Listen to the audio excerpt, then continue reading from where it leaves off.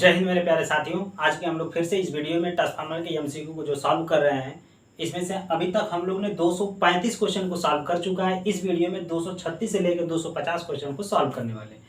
ये जो youth competition का बुक देख रहे हैं काफ़ी इंपॉर्टेंट है। अगर आप इससे पहले के क्वेश्चन नहीं देखे हैं तो आप इसको जरूर देखिएगा। अगर आपको बुक की पीडीएफ चाहिए तो हमारे टेलीग्राम चैनल पे जुड़ सकते हैं। जो टेलीग्राम चैनल जीके ट्री की दुनिया है, आप वहाँ से सर्च करके जुड़ सकते हैं, जिसमें से आपको पूरी बुक की पीडीएफ और क्वेश्चन की पीडीएफ आपको मिल जाती है। उसमें स्टडी मटेरियल आपको फ्री में बिल्कुल दिया जाता है। तो चलिए क्वेश्चन हमको स्टार्ट करते हैं। क्वेश्चन नंबर 236 नंबर से स्टार्ट करते हैं और इसको क्वेश्चन को सॉल्व करिए और बताइए इसमें से कौन सा क्वेश्चन सही रहा है। ठीक है, अभी तक हम लोग ने 236 क्वेश्चन को स्टार्ट करते हैं। चलिए पढ़िए क्वेश्चन जो आपको साइड में दिख रहा है कि the function of iron in the field transformer is the top of the product. तेल से भरे ट्रांसफार्मर में तेल का कार्य निम्नलिखित से करना है। तेल से भरा ट्रांसफार्मर की बात कर रहा है कि जब भी तेल से भरे ट्रांसफार्मर तेल का कार्य निम्नलिखित में से करना है। जो आयल होता है, जो आयल की बात कर रहा है, जो ट्रांसफार्मर आयल हम लोग प्रयोग करते हैं, इसमें ट्रांसफार्मर आयल का काम क्या होता है कि जब भी ट्रांसफार्मर आयल की बात करेंगे, ट्रांसफार्मर आयल की बात करते हैं तो इसका मेन काम होता है इंसुलेटिंग प्रोवाइड करना प्लस कूलिंग का काम करता है। इंसुलेटिंग प्रोवाइड करता है प्लस कूलिंग का काम करता है। ठीक है, इंसुलेटिंग प्लस कूलिंग का काम करता है। दो काम करता है ये ट्रांसफार्मर आयल जो होता है, इंसुलेटिंग प्लस कूलिंग का काम करता है। ऑप्शन को पढ़िए 236 नंबर के। ऑप्शन ए दिया है कि इंसुलेटिंग एंड कूलिंग, तो बिल्कुल सही दिया भी है, मैच भी कर रहा है। जो बी दिया है प्रोटेक्शन अगेंस्ट द लाइटिंग को प्रोटेक्शन नहीं। सी दिया है कि protection against of the short circuit से भी नहीं बचाता है। जो डी दिया है लुब्रिकेंट प्रोवाइड करता है। यानी ऑप्शन ए दिया है वो इंसुलेशन और कूलिंग बिल्कुल सही हो जाएगा। 236 का ए सही होगा। क्वेश्चन नंबर 237 पढ़िए। 237 पढ़िए। करा a solenoid use of the coil the their winding are the call. एक सोलेनाइड की कुंडली है, देखिए एक सोलेनाइड की कुंडली है, आपको इमेज भी दिखाई दे रहा है। अगर किसी कुंडली पे हम लोग वाइंडिंग कर देते हैं सोलेनाइड की कुंडली पे, तो क्या दिया कि a solenoid use to the coil the their winding are the call. यानी एक सोलेनाइड की दो कुंडलियों में प्रयोग करते हैं, वाइंडिंग कहलाती है। क्या कराएगी वह, जब भी हम सोलेनाइड की कुंडली पे वाइंडिंग करते हैं तो उसमें एक होता है कि push in and push out होगा। तो इसमें क्या होता है, पुश इन करते हैं एंड होल्ड कर देते हैं। क्या करते हैं, पुश इन करते हैं और होल्ड करते हैं। यानी जब सोलेनाइड की बात आएगा, जब भी हम सोलेनाइड की बात करते हैं, solenoid use to the coil, जब कॉइल सोलेनाइड का कॉइल यूज करेंगे तो पुश इन एंड होल्ड कर देते हैं कि सोलेनाइड की दो कुंडली का प्रयोग करते समय पुल इन एंड पुल आउट कहलाती है।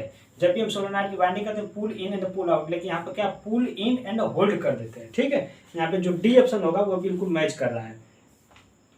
तो 237 का जो डी ऑप्शन होगा वो सही होगा कि सोलेनाइड में जो वाइंडिंग करते हैं पुश इन एंड होल्ड कर देते हैं। ठीक है, क्वेश्चन नंबर 238 पढ़िए। क्वेश्चन नंबर 238 को पढ़िए और इसका जवाब बताइए। क्वेश्चन नंबर 238, ठीक है, 238 नंबर को पढ़िए। 238 पढ़िए, क्या लिखा है कि 238 में लिखा है कि the basic function of the transformer is to the change the load of the depending upon there. Transformer का मूल कार्य निम्नलिखित से परिवर्तन करना है। ट्रांसफार्मर का मेन काम क्या होता है कि द कार्य परिवर्तन करना है। जब भी ट्रांसफार्मर की बात करते हैं तो ट्रांसफार्मर हमेशा किसको चेंज करता है, वोल्टेज को चेंज करता है।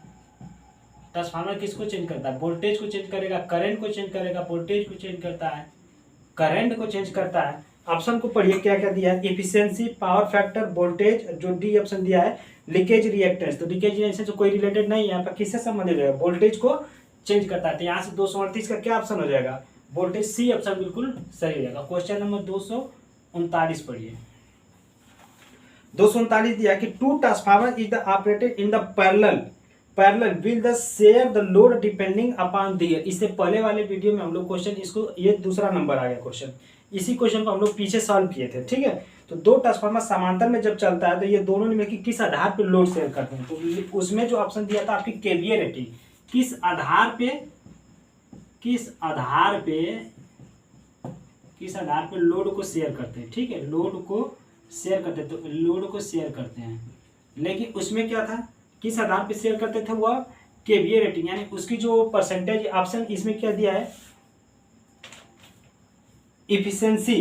Question number 239 number, question 239 efficiency के आधार पे, रेटिंग के आधार पे, पर यूनिट इम्पोर्टेंस। यहाँ पे जो सी ऑप्शन हो जाएगा बिल्कुल सही हो जाएगा कि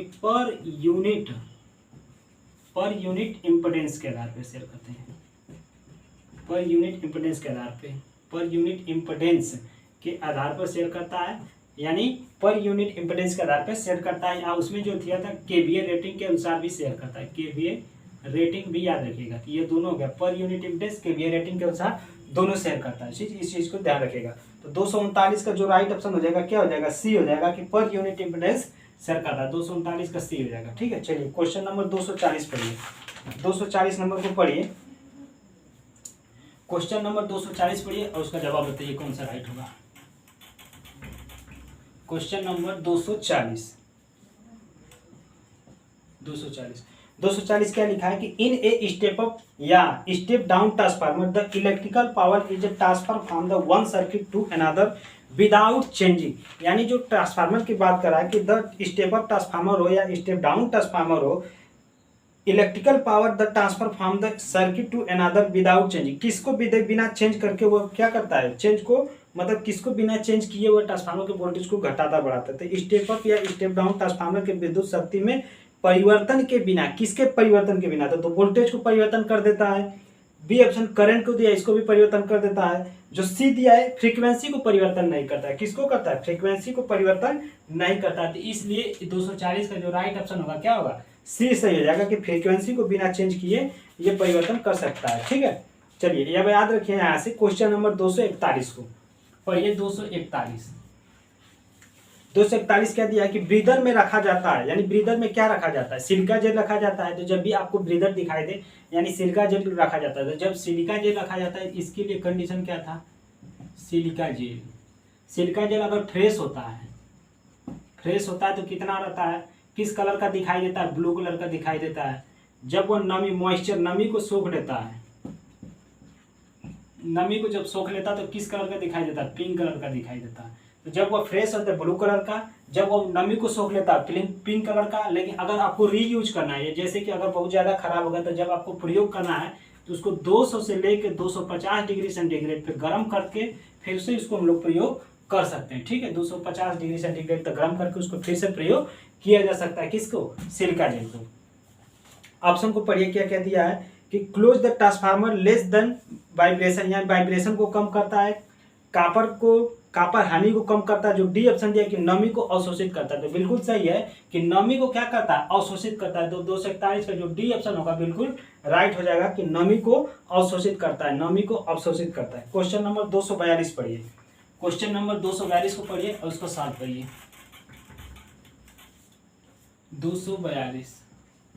242 क्या लिखा है कि if the transformer ratio J transformer is 0.2, यानी ट्रांसफार्मर रेशियो की बात कर रहा है। तो फॉर्मूला पहले लिख लेते हैं हम लोग, N2/N1 बराबर E2/E1 बराबर V2/V1 बराबर I1/I2। आपको ट्रांसफार्मर रेशियो की वैल्यू दिया कितना, 0.2 दे रखा है। ठीक है, चलिए अब लिखिए इसको, transformer is the 0.2 and EMF the primary coil, यानी V1 की वैल्यू आपसे दे रखा है। V1 कितना दिया है, V1 की वैल्यू दिया है 220 volt. 220 volt. The EMF is across the secondary coil will be, यानी V2 का मान आपसे पूछा जा रहा है। तो फॉर्मूला क्या था, आपको के बराबर पता था कि के बराबर क्या होता है, V2/V1। की वैल्यू 0.2 दे रखा है, V2 की वैल्यू आपसे पूछा जा रहा है, V1 का मान दे रखा है 220 वोल्ट। जब भी आपको V2 निकालना होगा तो 0.2 इंटू 220 वोल्ट कर देंगे तो 2 इंटू 22 44 वोल्ट आ जाएगा। कितना आ जाएगा, 44 वोल्ट आएगा। कौन सा ऑप्शन मैच कर रहा है, सी ऑप्शन बिल्कुल मैच कर रहा है। तो 242 का जो राइट ऑप्शन हो जाएगा क्या हो जाएगा, सी में राइट कर रहा है। ठीक है, तो 242 का सी सही हो जाएगा। चलिए क्वेश्चन नंबर 243 पढ़िए। 243 क्वेश्चन नंबर 243 243 को पढ़िए। 243 क्या दिया कि capacity of a core type transformer as the compare to the shell type transformer is, यानी कैपेसिटी की बात कर रहा है कि core type transformer shell type के ट्रांसफार्मर की तुलना में क्या होता है, कम होता है। अभी हम लोग कल उसका डिफरेंस देखे थे कि एक कोर टाइप ट्रांसफार्मर था, एक कोर टाइप था, दूसरा क्या था, सेल टाइप था। इसमें जो बाइंडिंग यूज करते थे कौन सा था, कंसेंट्रिक बाइंडिंग था। कौन सा था, कंसेंट्रिक बाइंडिंग। इसमें जो बाइंडिंग यूज करते थे क्या था, इसमें जो सैंडविच बाइंडिंग यूज करते थे, ठीक है। इसके बाद ये किसके लिए यूज होता था, यूज फॉर जो होता है ये हाई वोल्टेज के लिए यूज होता है, हाई वोल्टेज हाई पावर के लिए होता है, हाई वोल्टेज हाई पावर के लिए। ये किसके लिए, लो वोल्टेज लो पावर के लिए होता था, ठीक है, इस चीज़ को याद रखिएगा। लो वोल्टेज लो पावर के लिए कोर टाइप और सेट टाइप में हम लोग जो शॉर्ट नोट्स आपको बताए थे वो काफ़ी इंपॉर्टेंट है। अगर आप इस वीडियो को, इस ट्रांसफार्मर के क्वेश्चन को अगर 2 शॉर्ट नोट्स वीडियो जो हम लोग बना के आपको दिए हैं, अगर आप उसको पूरा देखते हैं तो ट्रांसफार्मर के क्वेश्चन को पूरा सॉल्व कर लेंगे। इसमें एक भी क्वेश्चन ऐसा नहीं होगा कि जो शॉर्ट नोट्स में उसका आपको फार्मूला उसके रिलेटेड हमने नहीं बताया, सब चीज़ को करा रखे हैं। ठीक है, चलिए क्वेश्चन नंबर हम लोग स्टार्ट करते हैं। 243 का राइट ऑप्शन हो जाएगा। 243 का जो हो जाएगा कि सेल टाइप कोर टाइप की तुलना में क्या होता है, कम होता है, यानी ए ऑप्शन बिल्कुल सही हो जाएगा कि 243 का ए बिल्कुल सही हो जाएगा। ठीक है, चलिए क्वेश्चन नंबर पढ़िए 244 नंबर को। 244 को पढ़िए। करा एक आइडियल ट्रांसफार्मर में नो लोड पर प्राथमिक कुंडलिनी की धारा यानी आईपी होता है। कि एक आइडियल ट्रांसफार्मर की बात करा तो देखिए, जब भी आइडियल ट्रांसफार्मर की बात करेगा, आइडियल ट्रांसफार्मर के पहले आपको पता चल जाता है कि इसमें कोई लॉसेस नहीं होता है। आइडियल ट्रांसफार्मर में कोई लॉसेस नहीं होता। देखिए आइडियल ट्रांसफार्मर में मैग्नेटाइजिंग लॉस यहाँ से हो जाएगा आई एम, यहाँ से जो दिखाते हैं हम लोग क्या होता है IW वर्किंग करंट होता है। इसमें लॉसेस कोई होता नहीं है। यहीं पर हम लोग क्या होता है आईपी में रहते हैं, प्राइमरी करंट आईपी हो जाएगा। ठीक है, अब यहाँ से कह रहा है कि आदर्श ट्रांसफार्मर शून्य लोड धारा प्राथमिक कुंडलिनी से आईपी होती है, कितना देर के पीछे होती है। तो यहीं पर हमारा जो होता है V1 होता है। ठीक है, इसी साइड V1 होता है। इसके बाद इस साइड में हम लोग देखते हैं तो क्या हो जाता है V2 हो जाता है। यानी V1 और V2 के बीच जो होते हैं, यानी E1 E2 के बीच देखेंगे तो E1 और E2 यहाँ से ग्राफ बनाते हैं तो 0 डिग्री फेज डिफरेंस मिल जाता है, लेकिन V1 V2 के बीच में तो 180 डिग्री हो जाता है। तो यहाँ से आपसे पूछ रहा है कि कितना डिग्री क्या है, ऑप्शन को पढ़िए। वोल्टेज ईपी से फेज में होती है, यानी ईपी V2 को V1 को कर रहा है क्या है ईपी, यानी प्राइमरी साइड को कर रहा है ईपी। ऑप्शन ए दिया ईपी से फेज में होती है। ये कितना डिग्री, देखिए यहाँ जो मैग्नेटाइजिंग करंट है कितना डिग्री क्या है 90 डिग्री क्या होती है पीछे हो जाती है, 90 डिग्री लैग कर जाती है। इस चीज़ को याद रखिएगा। जो V1 है यानी ईपी I1 से आईपी से क्या होती है 90 डिग्री लैग करती है। तो ऑप्शन बी दिया कि वोल्टेज ईपी से 90 डिग्री क्या हो जाती है पिछड़ जा रही है। यहाँ से बी ऑप्शन मैच कर रहा है। इस चीज़ को याद रखिएगा। इस ग्राफ को E1 E2 के बीच निकालेंगे तो फेज डिफरेंस 0 आ जाता है, लेकिन V1 V2 यहाँ से देख रहे हैं कि इसमें यहाँ जो 90 डिग्री है नो लोड करंट, अगर खींचेंगे ऐसे ग्राफ तो नो लोड करंट बनेगा। मैग्नेटाइजिंग करंट वर्किंग करंट के बीच अगर पूछेगा आपसे, working current and magnetising current के बीच पूछेगा तो फेज डिफरेंस कितना आ जाएगा 90 डिग्री आता है। ठीक है, यहाँ से 90 degree working current magnetising current का। अगर यहाँ से पीछे पूछा कौन आगे रहता है कौन लीड करता है, तो ये हमारा क्या कर रहा है लैग कर रहा है, यानी वर्किंग करंट लीड कर रही है। ठीक है, 90 डिग्री। तो यहाँ से फेज डिफरेंस 90 डिग्री। जब भी हमारा नो लोड करंट देखते हैं तो 75 से 90 रखा जाता है। इस चीज़ को याद रखिएगा। चलिए क्वेश्चन नंबर आइए 245 नंबर को पढ़िए। क्वेश्चन नंबर 245 को पढ़िए और इसको सॉल्व करके बताइए। 245 245 नंबर, क्वेश्चन नंबर 245 क्या दिया है कि ट्रांसफार्मर की प्राथमिक एवं द्वितीय कुंडली वाइंडिंग में सदैव होती है। यानी ट्रांसफार्मर की प्राथमिक हो द्वितीय कुंडली वाइंडिंग में सदैव होती है। क्या होती है भिन्न भिन्न में लपेट होती है। जो प्राइमरी वाइंडिंग है सेकेंडरी वाइंडिंग में क्या अलग अलग लपेट होती है। बी दिया है कि सदैव होती है, ये चीज बताना आपको क्या होती है। तो जब भी आपको ट्रांसफार्मर की बात करेगा, देखिए ट्रांसफार्मर की बात करेगा, ये प्राइमरी वाइंडिंग हो गया, इस साइड हो गया सेकेंडरी वाइंडिंग। ठीक है, तो क्या होता है सदैव, उसको पढ़िए, ऑप्शन को पढ़िए। भिन्न में लपेट होती है, भिन्न भिन्न संख्या में लपेट होती है। जबकि आइसोलेशन ट्रांसफार्मर को हम लोग पढ़े थे कि 1:1 होता है, बिल्कुल फेरों की संख्या क्या होती है बराबर होती है, सेम फेज में होती है, यानी सेम फेरों की संख्या होती है। बीच दिया है कि एक ही व्यास ताम्र तार प्रयोग होता है, यानी बाइंडिंग को एक ही व्यास के लिए प्रयोग कर सकते हैं। सी दिया कि पृथक चुंबकीय परिपथ होते हैं, अलग अलग मैग्नेटिक परिपथ होते हैं। जो डी दिया उभयनिष्ठ चुंबकीय परिपथ, हाँ बिल्कुल सही है कि इसमें क्या होता है एक ही उभयनिष्ठ परिपथ होता है। ये फ्लक्स की बात कर रहा है। ठीक है, ये क्या होता है एक ही उभयनिष्ठ, दोनों में क्या होता है कॉमन होता है। इस चीज को याद रखिएगा। तो यहाँ से हो जाएगा ट्रांसफार्मर की जो प्राथमिक और द्वितीय कुंडली के उभयनिष्ठ में फ्लक्स हमारा क्या होता है कॉमन होता है। इधर साइड का E2 हो जाएगा, ये हो जाएगा E1, N1 हो जाएगा, इस साइड N2 हो जाएगा। तो 245 का जो राइट ऑप्शन हो जाएगा कि यानी जो डी दिया है कि उभयनिष्ठ चुंबकीय परिपथ होता है वो बिल्कुल सही रहेगा। 245 का डी आपका सही रहेगा। क्वेश्चन नंबर 246 पढ़िए। 246 को पढ़िए। कहा एक ट्रांसफार्मर की द्वितीय कुंडली में प्रेरित विद्युत वाहक बल निर्भर करता है। यानी ट्रांसफार्मर की द्वितीय कुंडली में प्रेरित विद्युत वाहक बल ई की वैल्यू करा है। E2 बराबर क्या पढ़े थे हम लोग फार्मूला 4.44 F N2 इसलिए क्योंकि यहाँ पे E2 नहीं है। अगर E1 करेंगे तो N1 करेंगे।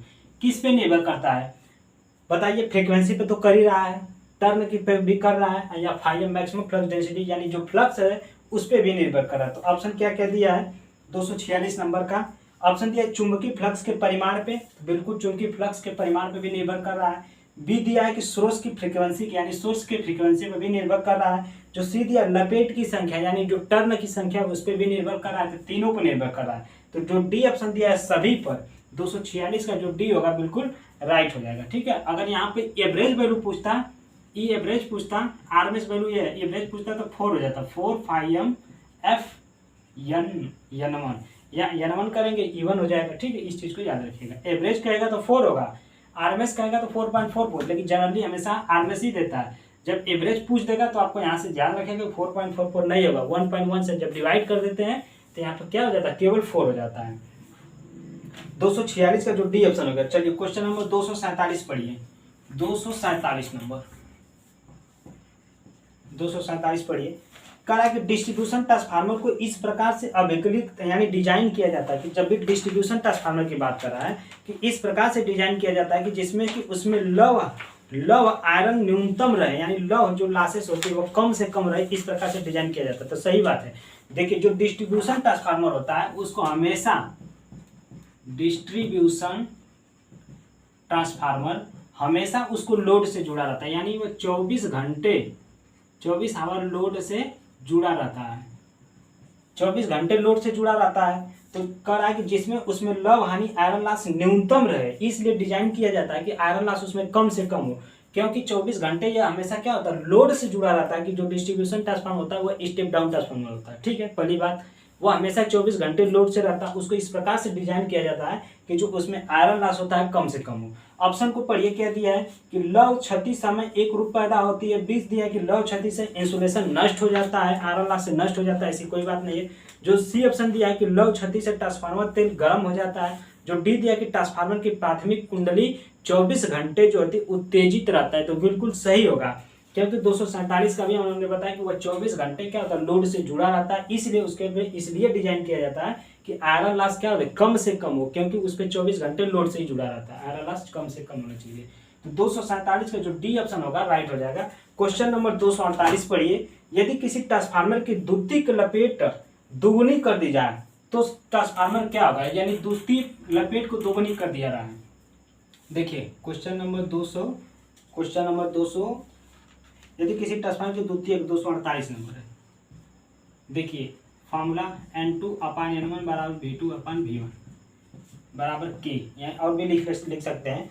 कर रहा है कि यदि किसी ट्रांसफार्मर में द्वितीयक लपेट को दोगुनी कर देते हैं, यानी द्वितीयक लपेट को दोगुनी कर देते हैं, N2/N1 कर देते हैं, फिर क्या कर रहा है, द्वितीयक लपेट को दोगुनी कर दिया जाए, साथ ही प्राथमिक वोल्टेज को आधा कर दिया जाए, यानी V2/V1/2। जब इसको आधा कर देंगे तब कर रहा है कि जब V2 आधा कर दिया जाए तो द्वितीयक वोल्टेज होगी, यानी द्वितीयक वोल्टेज क्या होगी। तो देखिए इसको 2N2/N1 बराबर ये ऊपर चला जाएगा 2V2/V1, 2 इसे 2 कैंसिल, N2/N1 V2/V1। क्या कोई परिवर्तन हुआ, कोई परिवर्तन नहीं हुआ। तो देखिए ऑप्शन को मिलाइए, आउटपुट वोल्टेज नहीं बढ़ सकता। बी दिया है कि आउटपुट धारा नहीं बढ़ सकता। जो सी दिया आउटपुट शक्ति नहीं बढ़ सकता। कुछ भी आप करिए तो इसमें कोई ऑप्शन हम लोग क्या थोड़ा सा इधर पढ़ लिए हैं दूसरे क्वेश्चन का। हम लोग इसमें क्या आधी रह जाएगी, पूर्वत हो जाएगी, दोगुनी हो जाएगी, चौगुनी हो जाएगी। तो पूर्वत रहेगी, यहाँ से पहले जैसे ही रहेगी, उसमें कोई परिवर्तन नहीं हुआ। कि अगर फेरों की संख्या दोगुनी कर दी जाए, दूसरी फेरों की संख्या दोगुनी कर देते हैं, प्राइमरी वोल्टेज को आधा कर देते हैं, उसमें कोई भी परिवर्तन नहीं होता है। तो इसका राइट ऑप्शन क्या हो जाएगा, बी ऑप्शन हो जाएगा, पूर्वत रहेगी। 248 का बी सही होगा। क्वेश्चन नंबर 249 को पढ़िए। क्वेश्चन नंबर 249 क्या दिया है, एम्पलीफायर की तुलना में ट्रांसफार्मर आउटपुट वोल्टेज नहीं बढ़ा सकता। तो एम्पलीफायर का काम है पावर को बढ़ाना, ट्रांसफार्मर का काम नहीं है पावर को बढ़ाना। ट्रांसफार्मर का काम है वोल्टेज को बढ़ाना, करंट को बढ़ाना घटाना। ठीक है, ये चीज होता है। तो आउटपुट वोल्टेज नहीं बढ़ा सकता, आउटपुट धारा नहीं बढ़ा सकता, आउटपुट शक्ति को नहीं बढ़ा सकता। तो यही सही हो जाएगा कि एम्पलीफायर की तुलना में ट्रांसफार्मर जो है कि आउटपुट शक्ति को नहीं बढ़ा सकता। यानी 249 का जो राइट ऑप्शन हो जाएगा क्या हो जाएगा, सी, कि जो पावर को नहीं बढ़ा सकता। ठीक है, इस चीज को याद रखिएगा। क्वेश्चन नंबर आइए 250 को पढ़िए। 250 को पढ़िए। करेक्ट ट्रांसफार्मर में अधिकतम दक्षता पर कार्य कर रहा है। तो जब ट्रांसफार्मर अधिकतम दक्षता पर कार्य कर रहा है और उसकी आयरन लॉस हमको दे रखा है कितना, 50 वाट दे रखा है। आयरन लॉस कितना दे रखा है, 50 वाट दे रखा है, आयरन लॉस 50 वाट दे रखा है, तो उसकी कॉपर लॉसेस कितना होगा? तो कॉपर लॉस आपसे पूछ रहा है, कॉपर लॉस पूछ रहा है कितना होगा। तो आपको सबसे पहले कंडीशन बता कि जब भी मैक्सिमम एफिशिएंसी की बात करेगा तो आयरन लॉस क्या होता है? कॉपर लॉस के बराबर हो जाता है। यानी आयरन लॉस जो होगा, आयरन लॉस होगा वो इक्वल हो जाएगा किसके? कॉपर लॉस के बराबर हो जाएगा, कॉपर लॉस के बराबर होगा। यानी आयरन लॉस जो होगा कॉपर लॉस के बराबर होगा। तो आयरन लॉस 50 वाट दिया है तो कॉपर लॉस भी कितना होना चाहिए? 50 वाट ही होना चाहिए, 50 वाट ही होना चाहिए। तो राइट ऑप्शन कौन सा हो जाएगा? मैच कर लीजिए, जो 50 वाट दिया होगा बिल्कुल सही होगा। तो 50 वाट दिया जाएगा कितना? 100 वाट, यानी 250 को जो 50 वाट ना देखिए यहाँ पर 500 वाट दिया है, ठीक है। तो इसका भी जो दोनों बराबर होना चाहिए, ये भी 500 वाट होना चाहिए। तो राइट ऑप्शन कौन सा हो जाएगा? 50 वाट ना देके 500 वाट है तो बी ऑप्शन हो जाएगा कि 500 वाट होगा, 250 का बी। आयरन लॉस 500 वाट दिया तो कॉपर लॉस भी 500 वाट होना चाहिए, क्योंकि दोनों बराबर होना चाहिए। तो अभी तक हम लोग ने 250 क्वेश्चन को सॉल्व कर लिया है। इससे नेक्स्ट वाले क्वेश्चन को हम लोग नेक्स्ट वीडियो में देखेंगे। अगर आप इससे पहले क्वेश्चन को नहीं देखेंगे तो इससे शुरू से स्टार्ट करिए, कहीं क्लास 1 से लेकर अभी तक हम लोग ये जो भी क्लास चला रखे हैं 250 क्वेश्चन को सॉल्व कर चुके हैं। अगर इससे पहले क्वेश्चन नहीं देखें तो अब देखिए, बहुत इंपॉर्टेंट क्वेश्चन है। चलिए दोस्तों, हम लोग मिलते हैं नेक्स्ट वीडियो में। वीडियो देखने के लिए बहुत बहुत धन्यवाद।